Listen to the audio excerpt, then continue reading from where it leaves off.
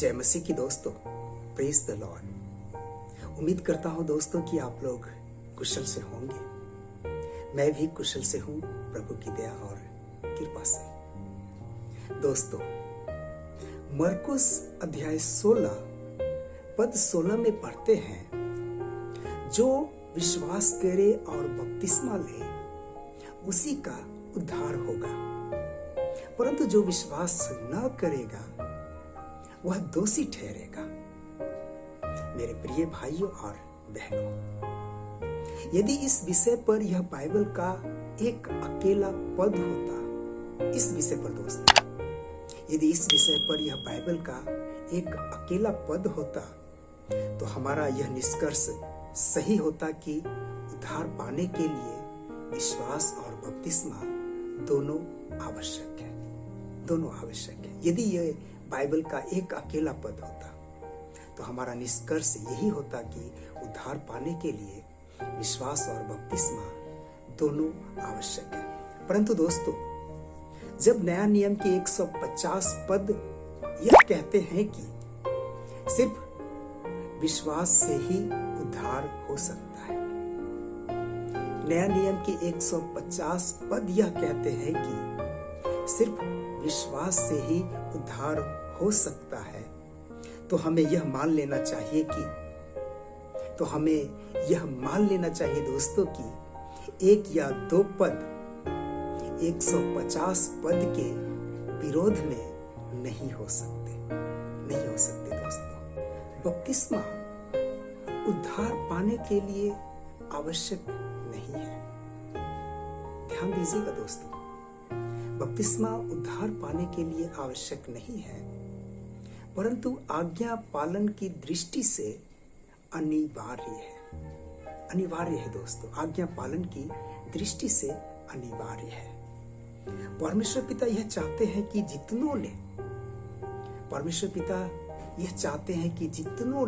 जितने लोगों ने उनके पुत्र प्रभु यीशु मसीह को अपना प्रभु, अपना स्वामी, अपना उद्धारकर्ता के रूप में स्वीकार किए हैं, ग्रहण किए हैं, उन सब लोगों का विश्वास का बपतिस्मा लेने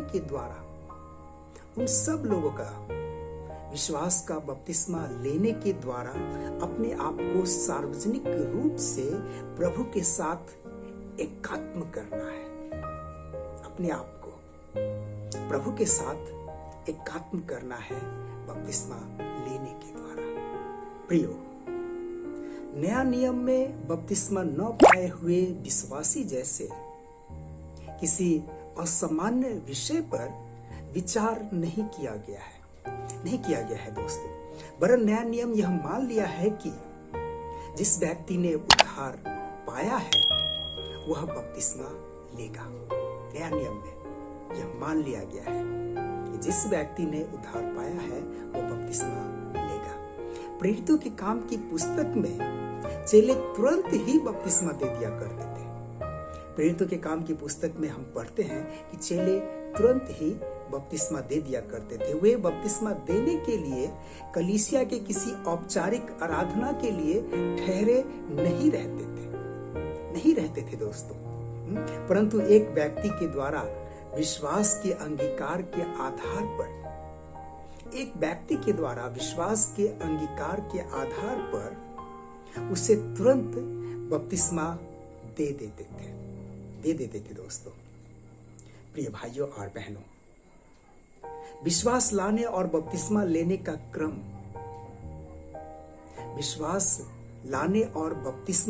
का क्रम इतना नजदीकी है कि बाइबल दोनों को एक ही सांस में कह देती है।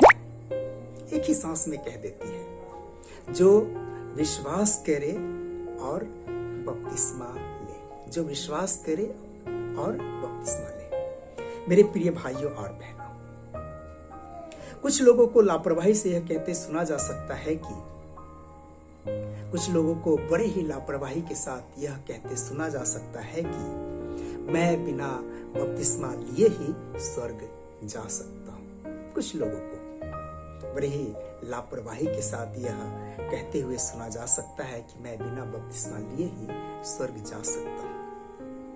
मैं उन्हें हमेशा यही उत्तर देता हूं दोस्तों कि हाँ, यह सत्य है।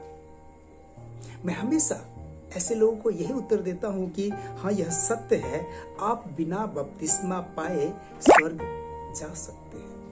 आप बिना बपतिस्मा पाए स्वर्ग जा सकते हैं। परंतु यदि ऐसा होता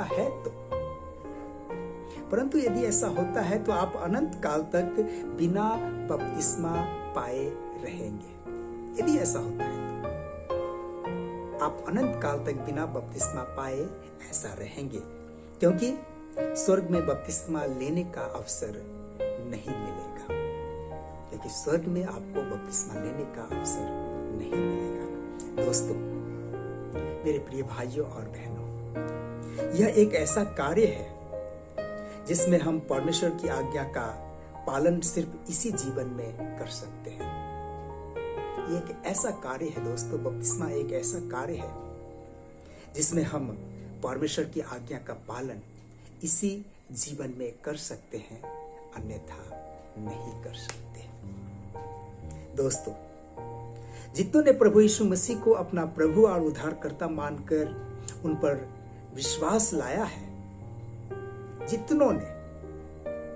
जितनों ने प्रभु को अपना प्रभु और उद्धारकर्ता मानकर उन पर विश्वास लाया है, उन्हें बपतिस्मा लेने के लिए विलंब नहीं करना चाहिए। इस तरीके से हमें अपने आप को सार्वजनिक रूप से प्रभु यीशु मसीह के साथ, इस तरीके से दोस्तों, बपतिस्मा के द्वारा दोस्तों, हम अपने आप को सार्वजनिक रूप से प्रभु यीशु मसीह के साथ उनकी मृत्यु और उनके पुनरुत्थान में एकात्म करते हैं, एकात्म हो जाते हैं, एकात्म करते हैं। बपतिस्मा के द्वारा हम अपने आप को सार्वजनिक रूप से प्रभु यीशु मसीह के साथ उनकी मृत्यु और उनके पुनरुत्थान में एकात्म करते हैं दोस्तों। और सार्वजनिक रूप से अपने आप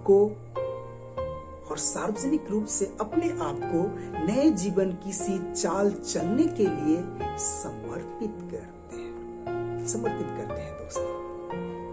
मेरे प्रिय भाइयों और बहनों, अंत में मैं एक और बात कहना चाहूंगा। यदि किसी ने उद्धार पाया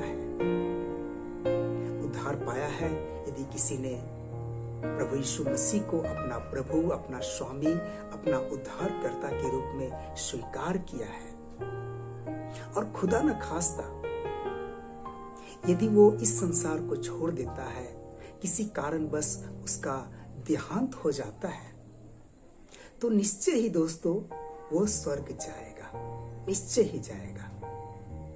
हमें प्रभु के वचन में एक ऐसा उदाहरण मिलता है।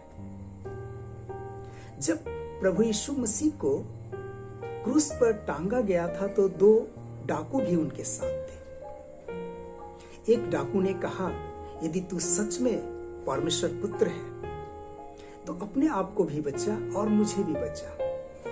लेकिन दूसरा डाकू क्या बोला दोस्तों, ध्यान से सुनिएगा।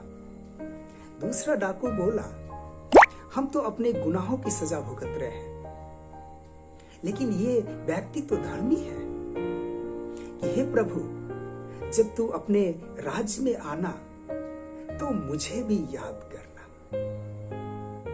ध्यान दीजिएगा दोस्तों, प्रभु यीशु मसीह ने क्या कहा।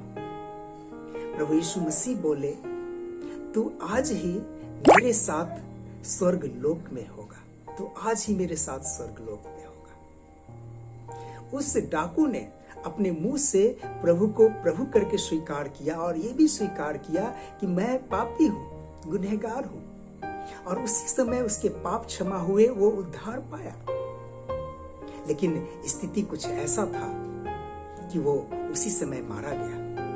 और प्रभु के वचन के अनुसार, जैसा कि प्रभु ने कहे कि तू आज ही मेरे साथ स्वर्ग लोक में होगा, वो स्वर्ग जाएगा। निश्चय ही दोस्तों, यदि ऐसी कोई घटना घटती है तो बपतिस्मा आज्ञा पालन की दृष्टि से अनिवार्य है। यदि हम उद्धार पाए हैं तो बपतिस्मा लेना अनिवार्य है। प्रभु हम सबको आशीष अनुग्रह प्रदान करे। दोस्तों, यदि मेरा ये वीडियो संदेश आपको अच्छा लगा हो, आप प्रभु के वचन से कुछ सीखे हो, अपने जीवन में आशीष पाए हो, या आपका जीवन आशीषित हुआ हो, तो निश्चय ही दोस्तों सब्सक्राइब कीजिए, लाइक कीजिए, कमेंट कीजिए, अपने दोस्तों के साथ, विश्वासी भाई बहनों के साथ शेयर भी कीजिए। तो फिर मिलते हैं दोस्तों अगले वीडियो में। तब तक के लिए जय मसीह की। प्रभु आप सबको बहुतायत से आशीष प्रदान करें। आमीन।